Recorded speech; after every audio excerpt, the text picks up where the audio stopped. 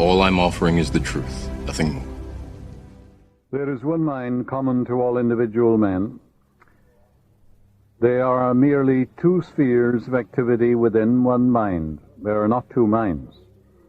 Your conscious mind is the reasoning mind. It is that phase of mind which chooses, weighs, dissects, analyzes, investigates, scrutinizes, comes to conclusions and decisions.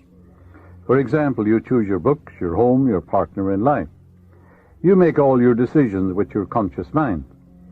On the other hand, without any conscious choice on your part, your heart is kept functioning automatically, and the process of digestion, circulation, and breathing are carried on by your subconscious mind through processes independent of your conscious control. Your subconscious mind accepts what is impressed upon it, or what you consciously believe. It does not reason out things like your conscious mind. It's a one-track mind. It does not argue with you controversially. Your subconscious mind is like the soil, which accepts any kind of idea, good or bad. Your thoughts are active and might be likened unto seeds. Negative, destructive thoughts continue to work negatively in your subconscious mind, and in due time will come forth into outer experience, which corresponds with them. Remember, your subconscious mind does not engage in proving whether your thoughts are good or bad, true or false, but it responds according to the nature of your thoughts or suggestions. For example, if you consciously assume something to be true, even though it may be false, your subconscious mind will accept it as true and proceed to bring about results which must necessarily follow because you consciously assumed it to be true. Your subconscious mind cannot argue controversially. Hence, if you give it wrong suggestions, it will accept them as true and will proceed to bring them to pass as conditions, experience, and events. Your subconscious mind is oftentimes referred to as your subjective mind. Your subjective mind takes cognizance of its environment by means independent of the five senses. Your subjective mind perceives by intuition. It is the seat of your emotion and the storehouse of memory. Your subjective mind performs its highest functions when your objective senses are in abeyance.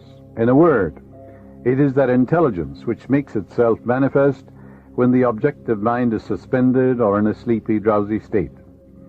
Your subjective mind sees without the use of the natural organs of vision. It has the capacity of clairvoyance and clairaudience.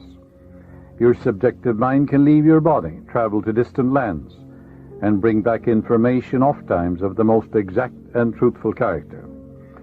Through your subjective mind, you can read the thoughts of others, read the contents of sealed envelopes and closed safes. Your subjective mind has the ability to apprehend the thoughts of others without the use of the ordinary objective means of communication. It is of the greatest importance that we understand the interaction of your objective and subjective mind in order to learn the true art of prayer. When your conscious and subconscious mind function harmoniously and peacefully, when they work together in unison and in harmony, the result of that is harmony, health, and peace, and joy, and happiness. All the evil, the pain, the suffering, the misery, and the war, and the crime, and the sickness in the world are due to the inharmonious relationship of your conscious and subconscious mind. Remember, we said your subconscious is impersonal, non-selective. In the Bible, it says the husband is head of the wife. The husband in the Bible is your conscious mind, and the wife is called the subconscious in the Bible. That's not true from a literal standpoint, but it's true psychologically only. Your subconscious is controlled by your conscious mind. It's amenable to suggestion and controlled by it. So the wife, your subconscious, is subject to the man or to the mind, and conscious mind in all things. That's true psychologically only. Whatever your conscious mind, remember, feels to be true, your subconscious accepts. Your capacity to imagine and feel, and your freedom to choose the idea you will entertain, gives you power over all creation. Do not dwell on the imperfections and shortcomings of others, or their frailties, or their derelictions. Why? Because whatever you think and feel about another, you create in your own mind, body, and circumstances. Ask yourself, would I like to live with what I'm thinking and wishing for the other? If you would, well, if the answer is in the affirmative, of course you're on the right track. Remember, your thought is creative, and what you think about the other, you are creating, in your pocketbook too, and in all phases of your life. What you do not wish done unto you, do not feel it is done unto you or another. Now, chance or accident is not responsible for the things that happen to you, nor is predestined fate the author of our fortune or misfortune. Your subconscious mind is not concerned with the truth or falsity of what you consciously feel or believe to be true. Select only that which is true, lovely, noble, and godlike, and your subconscious will reproduce accordingly. The Bible says, believe you have it now, and you shall receive it. All things whatsoever you shall ask in prayer, believe that you have it now, and you shall receive it. That's a psychological law. Assume the mood that would be yours had you realized your desire. And as you do this, wonders will begin to happen in your life. You know, Edison discovered, or he knew intuitively, that the voice caused undulatory currents in the atmosphere. And he reasoned it out. He said such currents could reproduce the voice. The idea came to him that inasmuch as your voice produced waves, that these waves would reproduce that voice. That's believing you have it now and you shall receive it. So he developed a phonograph. The idea came from his subconscious mind. Your subconscious is your friend, seeks to heal you, to restore you. If someone is presenting you with a phony deal, there's something within you that warns you. That's your subconscious mind prompting you. Its intimations, urges, promptings, murmurings are always life word. It seeks to heal you if you cut yourself, if you burn yourself. It seeks to reduce the edema, gives you new skin and tissue. If your child is very sick and you're completely exhausted, and you think about waking up to give the medicine to your child at 2 or 3 o'clock in the morning, it'll wake you up, no matter how tired you are, exactly at 2 o'clock to minister to your child. Its tendency is always lifeward. Electricity, Edison knew, was produced by friction. Reverse it. Friction, in turn, produces electricity. Edison knew the transformation of forces. He knew that transformation of force, that the force is reversible. Heat produces mechanical motion. Mechanical motion produces heat. Cause and effect, action and reaction. These are cosmic and universal. Pray believing that you already possess what you pray for. Yes, and it will come to pass. This is the law of inverse transformation. For example, if the sale of your home brought a certain amount of joy, satisfaction, elation into your mental atmosphere, then the feeling that would be yours if you realized it would also produce that. In other words, that feeling or that mental state captured in your imagination and feeling must produce the sale of the home.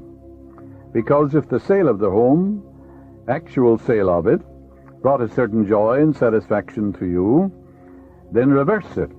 Capture the feeling, the mood that would be yours if you sold it, by imagining the check in your hand, giving thanks for it, depositing it in the bank, doing the things you would do were your home sold, all in your mind or your imagination, and then that attitude of mind will produce it.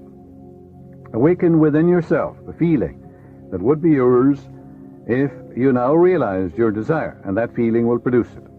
A young boy, a De Molay boy, who wanted to go to a certain college, had difficulty, and was rejected. And I said to him, you understand this law of inverse transformation? How would you feel if they accepted you now? You went in to see this man who rejected you and said, well, we've changed our mind. We've looked over your qualifications and you are accepted. He said, I'd feel happy. I'd call up my dad. I'd feel wonderful. Well, I said, as you go to sleep at night, feel that I'm congratulating you on your acceptance and your marvelous success in the college. Imagine you're also talking to your dad and telling him you've been accepted. And you're going in there now in your own mind.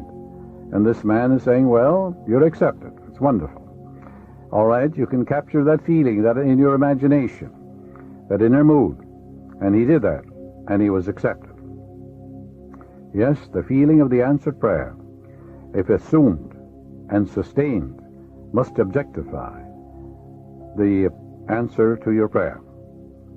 So that's the meaning. If he calleth things that be not as though they were, and the unseen become seen. If a physical fact can produce a psychological state, then that psychological state can produce a physical fact. That's the meaning of all things whatsoever you shall ask in prayer, believing. Believe that you have it now and you shall receive it. How can you believe you have it now? Well, the reality of it is an idea, isn't it? Mental picture in your mind. So you accept the mental picture, dramatize it, feel the reality of it, rejoice in it, believe in the law of growth, knowing that the seed you put on the ground will grow if you nourish it, sustain it, water it, and fertilize it. The philosophy of 6,000 years has not searched the chambers and the magazines of the soul. Emerson said that. Your mind is your consciousness is the sum total of all your subjective and objective impressions and awarenesses. Your mind is a medium of ideas. It's a collection of impressions. Some are good and perhaps some are not so bad. Your mind, therefore, is a medium for all sorts of impressions, and your mind should be open only to ideas which heal, bless, inspire, elevate, and dignify your soul. For ideas are our masters. Ideas generate emotions. The reason there is so much misery in the world is the ideas many men hold are completely false. And these emotions get snarled up in the subconscious, and they must have an outlet. And being of a negative nature, it must be a negative outlet. Watt saw the steam coming out of the kettle. He was a Scotchman, mechanic. His mother was making a cup of tea, and he saw the result of the steam forcing the lid up. He began to think, what would happen if I harnessed that steam? Tremendous power there. All he had was an idea. He began to think about it from all angles. The idea came from his subconscious mind to force steam into a cylinder, which contained a piston. The expansion forced the piston back and drove the wheels. That was the beginning of the steam engine, which revolutionized industry all over the world. When a man says it can't be done, it was never done before, it's impossible. Remember, the science of aerodynamics states that the bumblebee cannot fly because its wingspan is too short and its weight is too great for it to fly. But the bumblebee doesn't know what's in the textbook, so it goes ahead and flies. So when someone says it can't be done, the man who knows the power of his imagination, of the great friend within him, says, what does he say? It says, I'm going to do it. It can be done. And the subconscious, which is his friend, responds to him and brings it to pass in a wonderful, wonderful way. Here's a friend also for a band.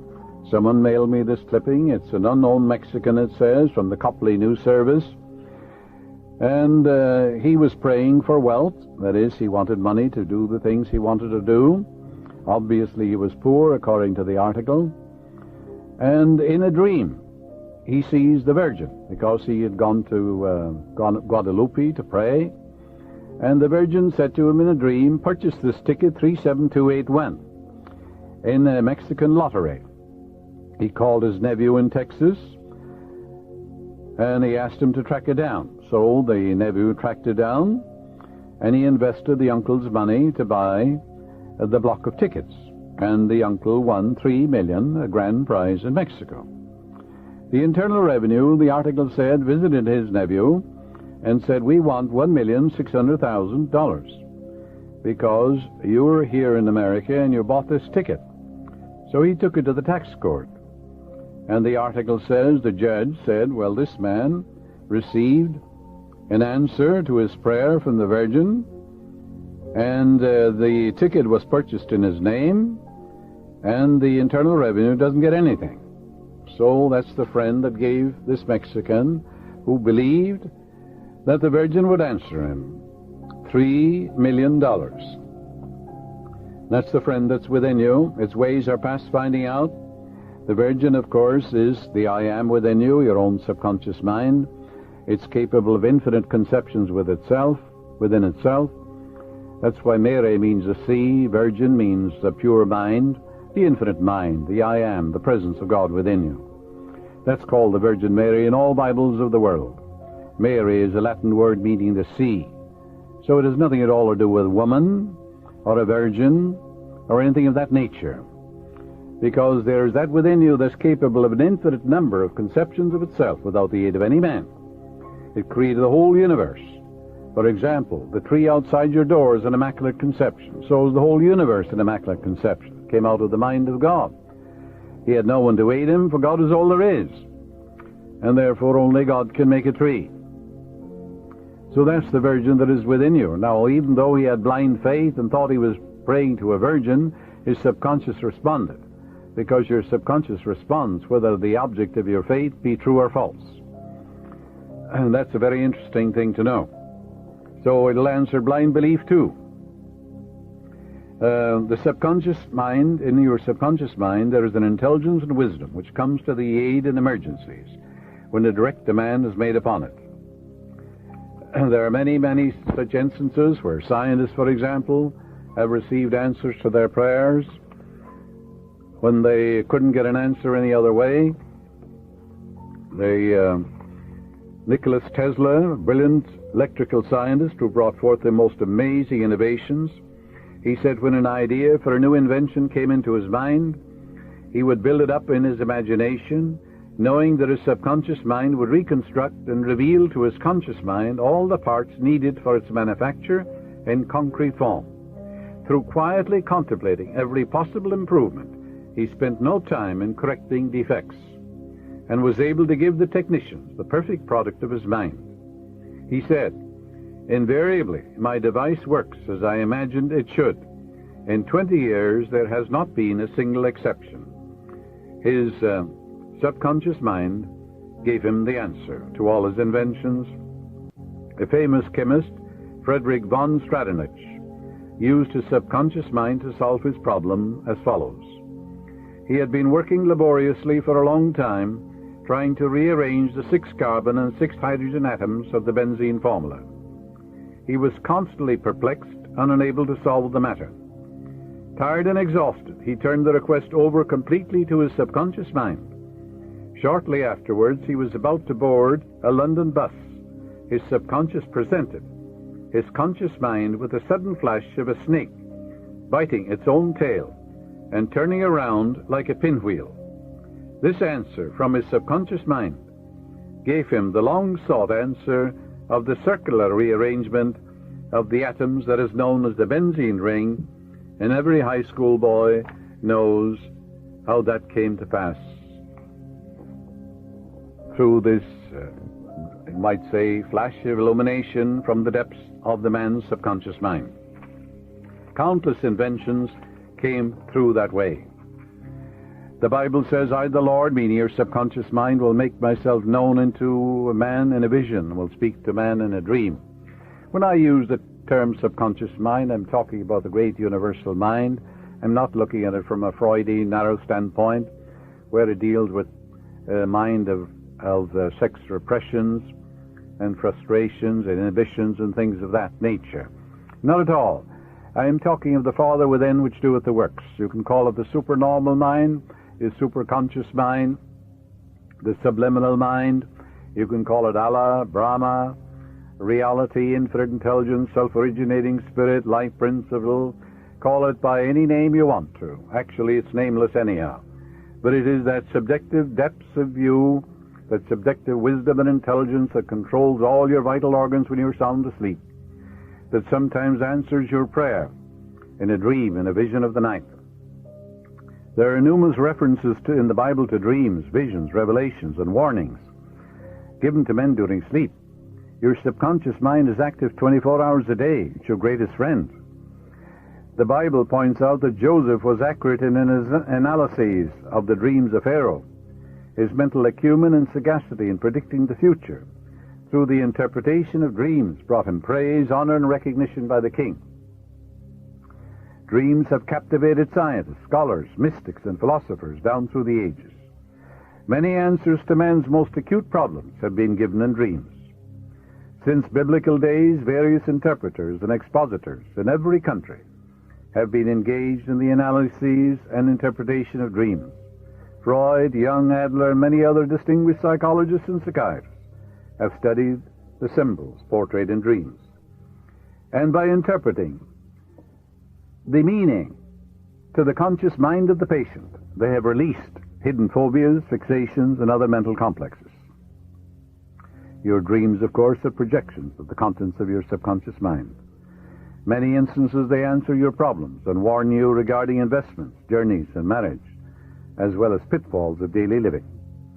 Your dream is a dramatization of your subconscious mind. It's not fatalistic. You mold, fashion, and shape your own destiny by your thought and feeling. Anything in your subconscious mind is subject to change. And when you know the laws of mind, you predict your own future. You can fill your subconscious mind with the truths of God, and you will crowd out of your mind everything unlike God. For the lower is subject to the higher. Your subconscious is subject to the conscious mind. That's the husband, you see, has charge over the wife in biblical language. But theologians have taken that literally for thousands of years and have held women in bondage and thraldom and in subjection due to a misinterpretation of the Scripture. Once I had a telephone call from a woman in New York City stating that her husband had told her prior to his transition that he planned to take a large sum of money from his private safe and invest it in a foreign country for greater returns. A few days later he passed on, and when the safe deposit in the bank was opened, there was no cash. But there was a record at the bank that 2 days previously he had visited the vault. There was no trace or record of any investment, and a minute inspection of his desk revealed no clues.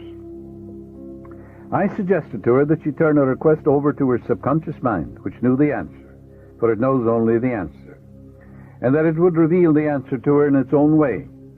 She prayed as follows: my subconscious mind knows where my husband secreted that money, and I accept the answer and believe implicitly the solution will come clearly into my conscious mind. She quietly dwelled on the meaning of these words, knowing they would be impressed in her subconscious mind, thereby activating its response. She had a very vivid dream in which she saw a small black box hidden behind a picture of Lincoln on the wall in her husband's work den. She was shown in the dream how to press a secret button which could not be seen with the naked eye. When she awakened, she rushed to the den, took down the picture of Lincoln. When she pressed the button, revealed in the dream, an opening appeared containing the black box, which in turn contained $50,000 in currency. She discovered the treasures of her subconscious. She discovered there was a friend within her, which knows all, sees all, has the know-how of accomplishment, because it is all wise. You too can take a similar step in putting the wisdom of your subconscious to pass, to answer your prayer. A young woman in San Francisco experienced a recurrent dream for 4 consecutive nights. In her dream, her fiancé, who was living in Los Angeles, appeared to her, and quite suddenly, a very high mountain which seemed impossible to scale came between them. In the dream, she was deeply surprised, frustrated, and bewildered. She awoke, wrestling with the problem and sensing something very wrong and shady. I asked her what the mountain signified to her, as every dream, when interpreted properly, must coincide with the inner awareness and feeling of the dreamer. Moreover, a recurrent dream is very important, as it is the intuitive voice of your subconscious saying to you, stop, look, and listen. The word mountain to her meant an insuperable obstacle. I suggested to her that she speak to her fiancé about the dream and gain the assurance that there was nothing hidden that was not revealed, and nothing covered up that was not made known to her. Accordingly, she flew down to Los Angeles to see her fiancé, who met her at the airport. After a heart-to-heart talk, he finally told her, I am a homosexual. I wanted to marry you so that my customers, who are very religious, would not suspect anything. Her dream prevented her from experiencing what eventually would have been a great traumatic shock. You too can exercise the same or greater foresight through analyzing the recurrent happenings in your dream. Of course, there are variegated dreams, we know that. Some due to sexual frustration or repression, others are due to mental and emotional turmoil, bodily malfunctioning, fears and religious taboos. reproduction and a recast of past events or of the activities of the day. However, there are many dreams of a recurrent nature, as well as of a precognitive significance, wherein you see events before they happen. Many times you're given detailed instructions in the dream as to what action to take. There is a wonderful power within you, a subconscious intelligence and wisdom, you know.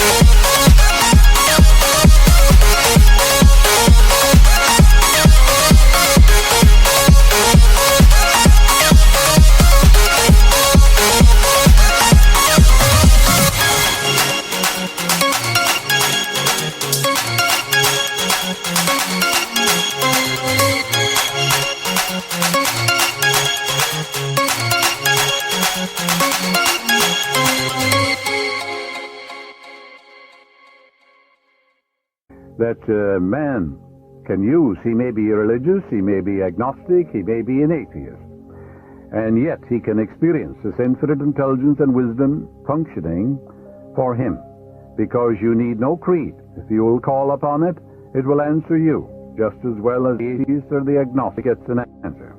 It's impersonal, no respecter of persons. You can call it a superhuman intelligence if you want to, or as I said, a subliminal mind or subjective mind, or the I am, they call it Om in India. But the point is, the presence of the infinite is within you. It's in your own subliminal depths. It's also a law. It is there and we should use it. It works as you sleep. The German proverb is, night brings counsel. You know, your body doesn't rest.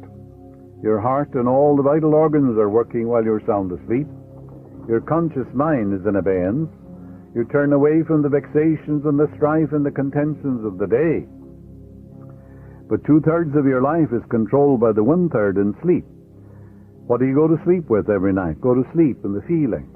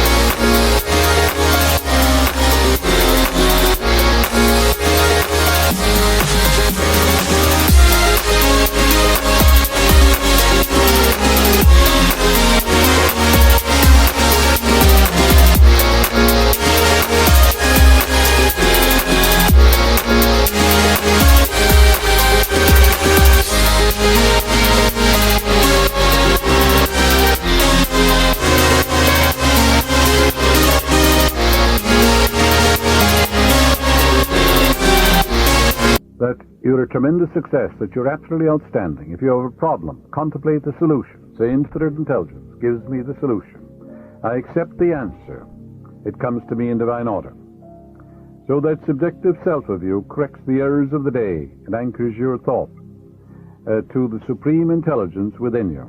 In other words, the ancient Hebrews said you participate in the wisdom and the foreknowledge of the gods when you're sound asleep, because healing currents are released when you're asleep.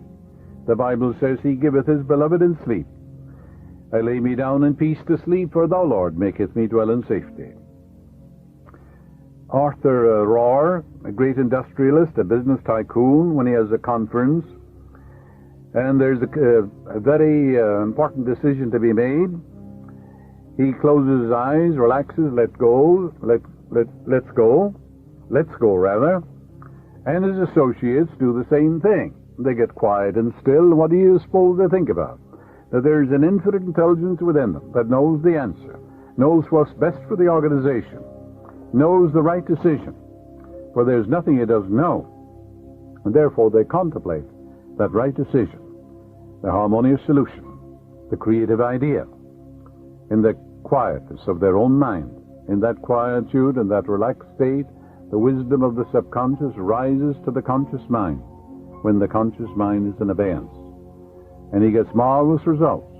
Then when they open their eyes, they know the decision to make. And it's always right. Because when your motivation is right, your decision will be right. If your motivation is wrong, no matter what you do will be wrong. And therefore, when you're asked to make a decision, well, ask yourself, what is my motivation? Looks good to me, and that proposition he made looks sound. I prayed about it. Infinite intelligence guides me, directs me what to do, and reveals to me the answer. Then it looks good to you, and your motivation is right, and whatever you do will be right, because it will be right action for you.